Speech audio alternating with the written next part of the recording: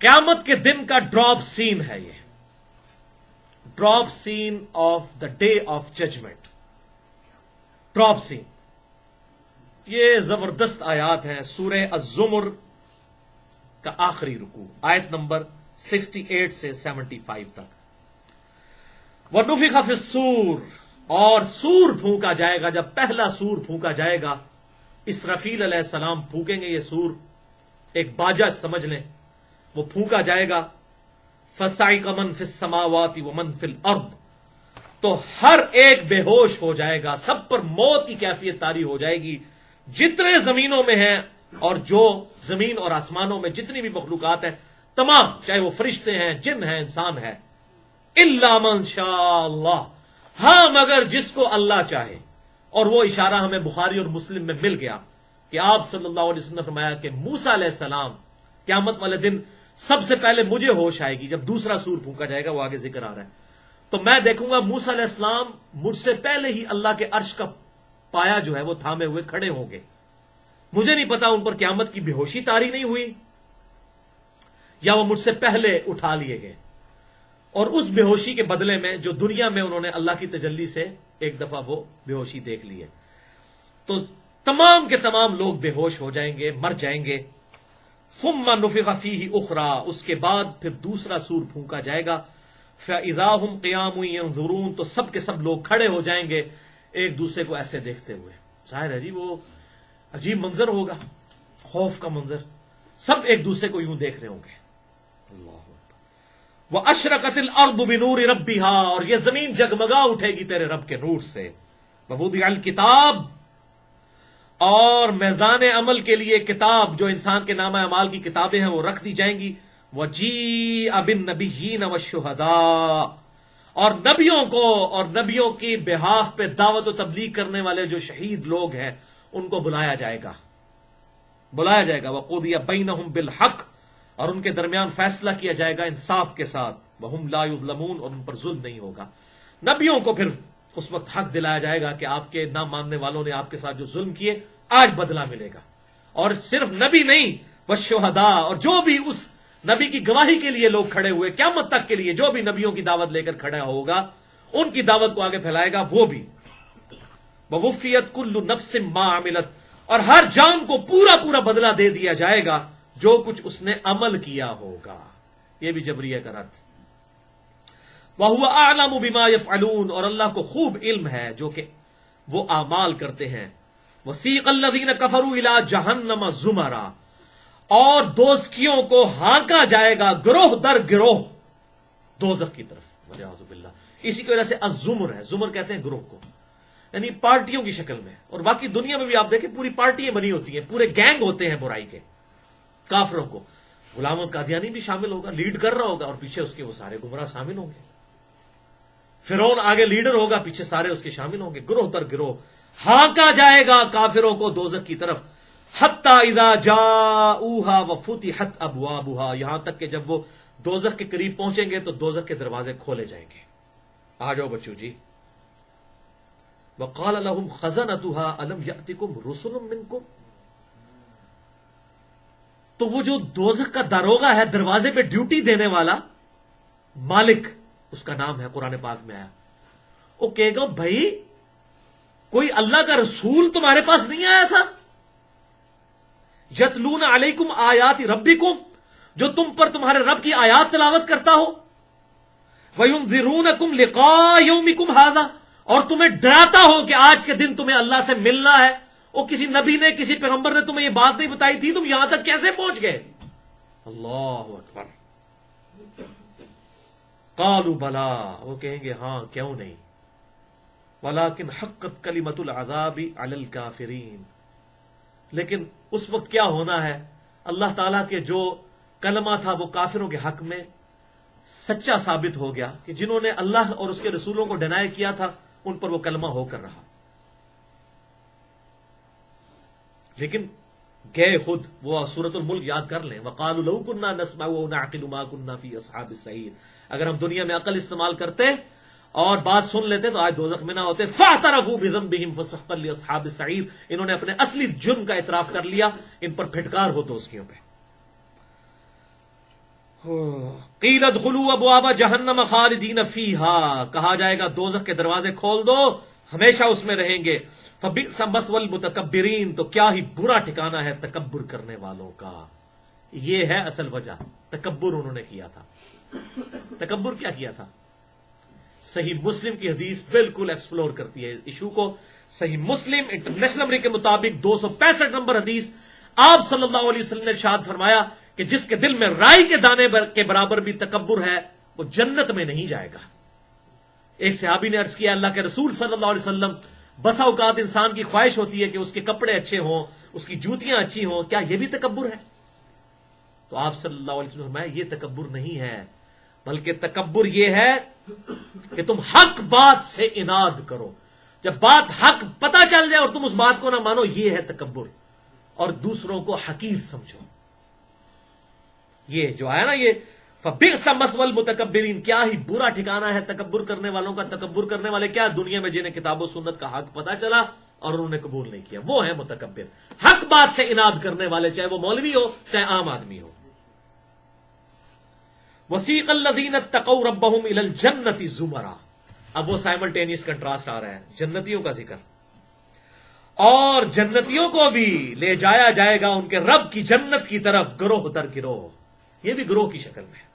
ظاہر دنیا میں چاہے وہ انبیاء ہوں، وہ لیڈ کر رہے ہوتے ہیں، اس کے بعد انبیاء کے بہاف پہ جتنے لوگ دعوت و تبلیغ کا کام کرنے والے لوگ ہیں، لوگ ان کے ساتھ اٹیچ ہو کر اللہ اور اس کے رسول کے لیے، ان بزرگوں کی عبادت کرنے کے لیے نہیں، نہ وہ بزرگ اپنے ساتھ اٹیچ کرتے ہیں اپنی عبادت کروانے کے لیے، نہیں.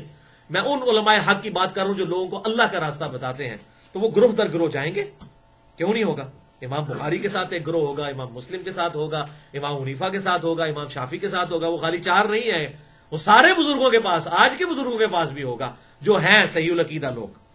میرے کو نہیں پوچھنا کیڑے نے، میرے کو نہیں پتا. اچھا، تو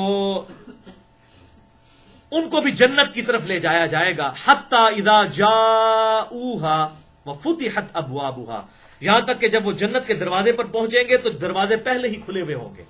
دوستیوں کے لیے آیا کہ اس وقت کھولے جائیں گے، اور ان جنتیوں کے لیے پہلے ہی کھلے ہوں گے. ویلکم، وارم ویلکم ان کے لیے ہو رہا ہے. وقال لهم خزنتها، اور وہاں پر اس نے کیا کہا تھا، اس خزانچی نے، دوزخ کے جو داروغے نے، اور تمہارے پاس کوئی نبی نہیں آیا؟ یہاں پر جو ہے داروغہ رضوان جس کا نام ہوگا، وہ کہے گا سلام علیکم، تم پر سلامتی ہو اے جنتیو، طبتم، اور تم کتنے اچھے رہ گئے، کتنے اچھے رہ گئے. فادخلوها خالدین، اب داخل ہو جاؤ اس جنت میں ہمیشہ ہمیشہ رہنے کے لیے. وقالوا الحمد للہ الذی صدقنا وعدہ، اور اس وقت وہ کہیں گے جنتی جب جنت میں داخل ہوں گے، تمام تعریفیں اس اللہ کے لیے ہیں جس نے اپنا وعدہ سچ کر دکھایا. وعدہ کیا؟ نبیوں کے ذریعے وعدہ کیا تھا کہ میرے ماننے والوں کو جنت ملے گی اور نافرمانوں کو دوزخ. آج ہمارا وعدہ پورا ہوا. وَأَوْرَثَنَا الْأَرْضَ نَتَبَوَّأُ مِنَ الْجَنَّةِ، اور اس نے ہمیں وارث بنا دیا اس جنت میں، جہاں پر ہم جہاں چاہیں رہیں، حیث نشاء، جہاں پر ہماری مرضی ہو وہاں پر رہیں. فَنِعْمَ أَجْرُ الْعَامِلِينَ، کیا ہی بہتر اجر ہے عمل کرنے والوں کا، دودھ پینے والے مجنوؤں کا نہیں، عمل کرنے والوں کا. اپنی مرضی سے ظاہر ہے انسان ول کماتا ہے، اللہ تعالیٰ کی مرضی جو ہے اس پر عمل کرنے والوں کا. وَتَرَى الْمَلَائِكَةَ حَافِّينَ مِنْ حَوْلِ الْعَرْشِ، اور تم دیکھو گے فرشتوں کو اس دن اللہ کے عرش کے گرد حلقہ بنائے ہوئے ہوں گے. یسبحون بحمد ربہم، اپنے رب کی تسبیح کر رہے ہوں گے، جو بخاری اور مسلم میں آتی ہے سبحان اللہ وبحمدہ سبحان اللہ العظیم. وقضی بینہم بالحق، اور لوگوں کے درمیان فیصلہ کیا جائے گا حق کے ساتھ. وقیل الحمد للہ رب العالمین، اور ہر طرف سے پھر یہی آواز آ رہی ہوگی، ڈراپ سین قیامت کے دن کا، الحمد للہ رب العالمین، الحمد للہ رب العالمین. یعنی یہ مومن کی شان ہے کہ وہ کہے گا اللہ کا شکر ہے، اللہ کا شکر ہے، جبکہ اللہ تبارک و تعالیٰ کہے گا مومن یہ تیرے اعمال ہیں، تیرے اعمال ہیں. وہ قدردان ہے نا. اسی حدیث میں نے انشاءاللہ اینڈ کرنی ہے آج کی گفتگو میں، آپ کو سناؤں گا اینڈ پہ، زبردست. تو اللہ تعالیٰ فرما رہا ہے کہ کیا ہی اچھا اجر ہے. اس وقت پھر سب لوگ کہیں گے الحمد للہ رب العالمین. نیک بندے وہاں پر بھی اللہ کا شکر ادا کریں گے، یا اللہ تیرا شکر ہے تو نے پہنچا دیا. ریفرنس نمبر 49 سیکنڈ لاسٹ سورۃ الاعراف آیت نمبر 43. وقالوا الحمد للہ الذی ہدانا لہذا. جنتی جنت میں پہنچ کر کہیں گے تمام شکر اس اللہ کا ہے جس نے ہمیں یہاں تک پہنچا دیا. وما كنا لنهتدي لولا ان هدانا اللہ. ہم کبھی بھی یہاں نہ پہنچ سکتے جبکہ اللہ ہمیں ہدایت نہ دیتا. اللہ نے اپنے پیغمبر بھیجے, کتابیں بھیجی, اس کے ذریعے ہمیں ہدایت دی. لقد جاءت رسل ربنا, وہی بات آ گئی, بے شک ہمارے پاس اللہ کے رسول آئے تھے بالحق, حق کے ساتھ, جو سورہ بنی اسرائیل میں آیا وبالحق انزلناہ وبالحق نزل. اس کتاب کو ہم نے حق کے ساتھ نازل کیا اور یہ حق کے ساتھ اتری. حق کی اپروپریٹ ٹرانسلیشن ہے پرپزفل, با مقصد کتاب ہے یہ. تو رسول حق کے ساتھ آئے تھے کہ دنیا کی زندگی عارضی ہے, آخرت میں اللہ کے حضور پیش ہونا ہے. تو آج تو فیصلہ ہو گیا. وَنُودُوا أَن تِلْكُمُ الْجَنَّةُ أُورِثْتُمُوهَا بِمَا كُنتُمْ تَعْمَلُونَ. جنتی تو کہہ رہے ہوں گے اللہ تیرا شکر, تیرا شکر, تیرا شکر. اور اللہ کیا کہہ رہا ہوگا؟ اللہ کی طرف سے ندا کی جائے گی أَن تِلْكُمُ الْجَنَّةُ أُورِثْتُمُوهَا بِمَا كُنتُمْ تَعْمَلُونَ. اللہ نے تمہیں اس جنت کا وارث کیا ہے تمہارے اعمال کے بدلے میں. کتنا قدر شناس ہے وہ. انسان کہے گا اللہ تیرا شکر ہے, اللہ کہے گا وہ تمہارے اعمال ہیں. انسان کہے گا اللہ تیرا شکر ہے, اللہ کہے گا وہ تمہارے اعمال ہیں. اسی لیے میں کہتا ہوں اس کائنات کی سب سے ایلیٹ چیز ایمان کی دولت, اس کے پیچھے جو ڈرائیونگ فورس ہے وہ انسان کی ول. میں کہتا ہوں یہ انسان کے پاس اتنی بڑی دولت ہے جو جبریل کے پاس بھی نہیں ہے. جبریل علیہ السلام اللہ کے فرما بردار ہیں, تابع فرمان ہیں, اپنی ول سے نہیں. اللہ نے ان کو باؤنڈ کیا ہے. ایک انسان فرشتوں سے بہتر اس لیے ہے کہ وہ اپنی ول سے اپنے رب کو چوائس کرتا ہے. لقد خلقنا الانسان فی احسن تقویم. بے شک ہم نے انسان کو بہترین اٹھان پہ اٹھایا ہے. یہ وہ دولت ہے جو کسی فرشتے کے پاس نہیں ہے. اگر کوئی انسان اس دولت کو یوٹیلائز کر لے, وہ ڈاکٹر اقبال نے جو کہا فرشتے سے بہتر ہے انسان بننا مگر اس میں لگتی ہے محنت زیادہ, وہ بالکل صحیح کہا. یقین کریں یہ سب سے بڑی دولت ہے انسان اپنی ول سے اپنے رب کو چوائس کرے. اور دیکھیں انسان تو کہہ رہا ہوگا یا اللہ تو نے ہمیں ہدایت دی سب کچھ. یہ انسان اپنی عاجزی کا اظہار کرے گا. اللہ کہے گا ہم نے تمہیں وارث کیا تمہارے اعمال کے بدلے میں. اتنا قدر شناس ہے وہ. اسی میں وہ حدیث, اب آپ یہ میں اس لیے بتا رہا ہوں کہ اس آیت کو لوگوں نے کوٹ کیا, آدھی آدھی آیتیں لکھ کے جبریہ نے, کہ جی اللہ جسے ہدایت دیتا ہے وہ ہدایت پہ ہوتا ہے. دیکھو نا جنتی کہیں گے یا اللہ تو اگر ہمیں ہدایت نہ دیتا تو. اور بھائی یہ تو ہے کہ انہوں نے اپنی کوشش کی. والذین جاہدوا فینا لنہدینہم سبلنا, سورۃ العنکبوت کی آخری آیت. جو لوگ ہماری راہ میں کوشش کریں گے ہم ان کو ہدایت دکھائیں گے. تو اللہ تعالیٰ اگلی آیت پوری تو پڑھیں کہ وہ ندا کی جائے گی اللہ کی طرف سے وہ تمہارے اعمال ہیں. اللہ تعالیٰ یہ کہنا چاہیے تھا ہاں میرے بندو بالکل ٹھیک کہہ رہے ہو, میں زبردستی تو انہوں جنتی واڑیا تو انہوں نے دوزخی سٹیا. نہیں, وہ تمہارے اعمال ہیں جو تم نے خود کیے تھے. انسان کے پاس وہ سب سے بڑی دولت جس کی وجہ سے وہ اللہ کو چوائس کرتا ہے. الحمدللہ. اس کانٹیکسٹ میں دو حدیثیں سناتا ہوں. بخاری اور مسلم کی متفق علیہ حدیث, صحیح بخاری 6463 اور صحیح مسلم 7111. زبردست حدیث. آپ صلی اللہ علیہ وسلم نے فرمایا کوئی شخص بھی محض اپنے اعمال کی بنیاد پہ جنت میں داخل نہیں ہو سکتا جب تک کہ اللہ کی رحمت شامل حال نہ ہو. ایک صحابی نے عرض کیا اللہ کے رسول کیا آپ بھی؟ بڑی ضرورت ہے. آپ نے فرمایا ہاں میں بھی. جب تک میرے رب کی رحمت مجھے ڈھانپ نہ لے میں بھی محض اپنے اعمال کی بنیاد پہ جنت میں داخل نہیں ہو سکتا. اس سے یہ بات پتہ چلی اعمال اور رحمت دونوں ساتھ ساتھ. یہ مطلب نہیں کہ خالی رحمت یہ خالی اعمال. یہ آیات کو بھی سمجھیں کہ جو اس میں آیا کہ اللہ کی رحمت ہوئی, مراد یہ اعمال کے بعد رحمت. کیوں؟ انسان کوئی بھی پرفیکٹ اعمال نہیں کر سکتا. انسان کی جو کمزوری کی کمپنسیشن ہے وہ اللہ کی رحمت اور آپ صلی اللہ علیہ وسلم کی شفاعت سے ہوگی. اس کو دنیا میں سمجھیں. جو کسان بیج بوتا ہے اسی پہ جب وہ بو لیتا ہے تو جب اس پہ رحمت کی بارش ہوتی ہے تو اسی زمین میں سے ہی فصل نکلتی ہے نا. کہ اگر بیج ہی نہ بویا ہو تو رحمت کی بارش فصل نکالے گی؟ دسو ہاں. تو پاگل کسان بھی ہوئے نا وہ بھی نہیں گل مننے گا. پاگل کو بھی پتا ہے ناک کے راستے نہیں کھانا منہ کے راستے کھانا ہے. ٹھیک ہے نا, پاگل بھی تو روٹی کھاتا ہے تبھی تو زندہ ہے دنیا میں. پاگل اپنی انسٹنکٹ میں ہے نا, اپنی جبلت میں ہے نا. تو اب دنیا میں اگر کسان وہ اسی طریقے سے ہم بھی نیک امال بوتے ہیں, اللہ کی رحمت کی بارش ہوتی ہے اور قیامت والے دن یہ فصل ہمیں ملے گی. رحمت کی ضرورت اس لیے کیونکہ اکثر شیطان وسط راجا جی نیک امال ہی کرنے پھر اللہ کی رحمت کی ضرورت ہے. ہمارے امال پرفیکٹ نہیں ہوتے ہیں اور رحمت اسے پرفیکٹ کرتی ہے, اس کی کمزوری کو دور کرتی ہے. اور سورہ فاطر میں آیا کہ اگر ہم لوگوں کو ان کے اعمال پر پکڑنا شروع کریں تو زمین پر کوئی چلنے پھرنے والا سلامت نہ چھوڑے. नमाज छोड़ी थी उसी वक्त जिस्म के ऊपर फालिज गिरता और इंसान चलने के काबिल ना रहता। अगर दुनिया में अल्लाह ताला पकड़ करता है, अल्लाह ताला इंसान को ढील देता है। और सूरह सजदा में हम दुनिया की जिंदगी में तकलीफ देते हैं, शायद हमारी तरफ ये पलट आए, तकलीफ में अल्लाह याद आता है। दूसरी हदीस सही मुस्लिम 6543, आप सल्लल्लाहु अलैहि वसल्लम फरमाया, अल्लाह ताला तुम्हारी शक्लों और माल को नहीं देखता, दिलों और अमाल को देखता है। और हम देखते ही शक्ल और माल हैं। कितने नूरानी चेहरे वाले बुजुर्ग, उतने ही बड़ा गुस्ताख, उतने ही बड़ा मुशरिक, शक्लों से धोखा खाते हैं ना, ठीक है ना। वो आप यहूदियों को देखें, वो बड़े बड़े खूबसूरत हैं।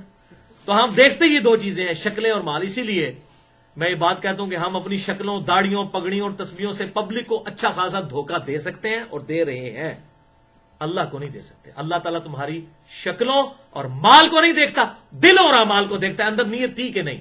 इन्नमल अमालु बिन्नियात, जो बुखारी की पहली हदीस है, मुस्लिम में भी मौजूद है। यह चीज है जो अंदर की किसी की विल, क्या उसकी नीयत थी, उस पर कबूल होगा। और अमाल को देखता है, खाली होली दूध पीने वाले मजनू नहीं, अमाल को, अमाल भी करने हैं, नमाज भी पढ़नी है, हलाल करना है, हराम से बचना है, वो सारी चीजें शरीयत। उदखुलू फिस्सिल्म काफा, इस्लाम में पूरे के पूरे दाखिल हो जाओ। भाइयों, इतनी कड़वी बातों के बाद अब आखिरी आयत। किसी के ज़हन में अगर ये वसवसा आए कि अल्लाह ने किस मुसीबत में डाल दिया, ना वो पैदा करता और ना हमें इस तकलीफ से गुजरना पड़ता, ये उसके लिए आयत डाली है। सूरतुल अंबिया आयत नंबर 23, आखिरी क्रॉस रेफरेंस नंबर 50। ला युसअलु अम्मा यफअल,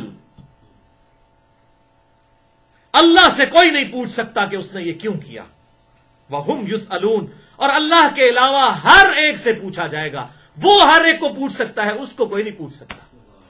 यह है असल बात, यह है तकदीर के मसले को कंक्लूड करने वाली बात। ये सारे का सारा निजाम उसने क्यों बनाया, इस सोच में इंसान ने पढ़ना ही नहीं है। इसको तो आप 3 तलाकें दे के 4 तकबीरें पढ़ के दफना दें, इस ख्याल को और इस वसवसे को। ये जो कुछ है प्रैक्टिकली मौजूद है।